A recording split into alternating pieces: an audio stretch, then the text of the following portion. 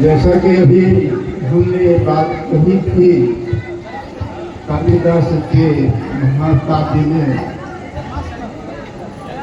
जो वर्णन आया था उसके अनुसार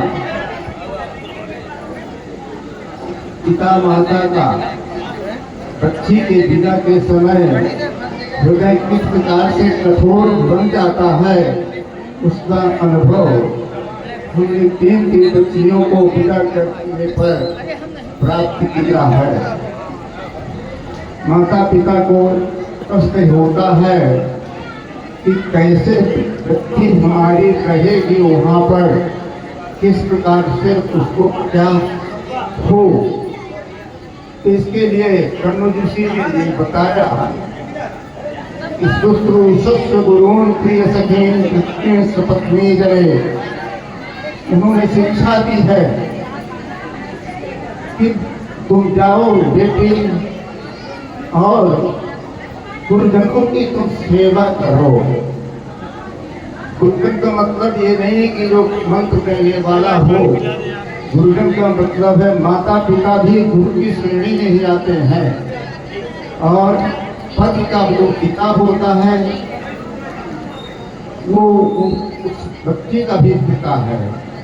पति की जो माता होती है वो उस लड़की की भी माता होती है। उसको जो है होती तो है, लेकिन बच्ची को उसको मानना पड़ेगा। उसको एक बच्ची मानती है।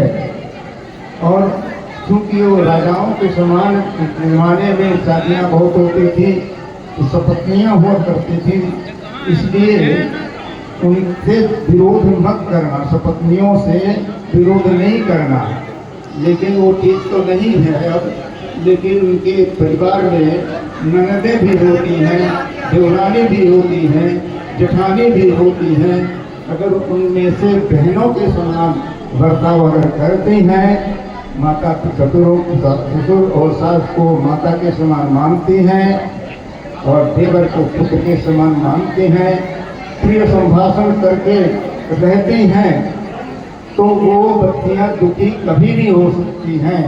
और हम यही आशीर्वाद देते हैं कि दिव्यांशी जो है अगर इन बातों का अनुपालन करेगी तो मैं गारंटी के साथ वचन देता हूँ कि हमारे परिवार में उसको किसी प्रकार का कष्ट नहीं होगा। धन्यवाद।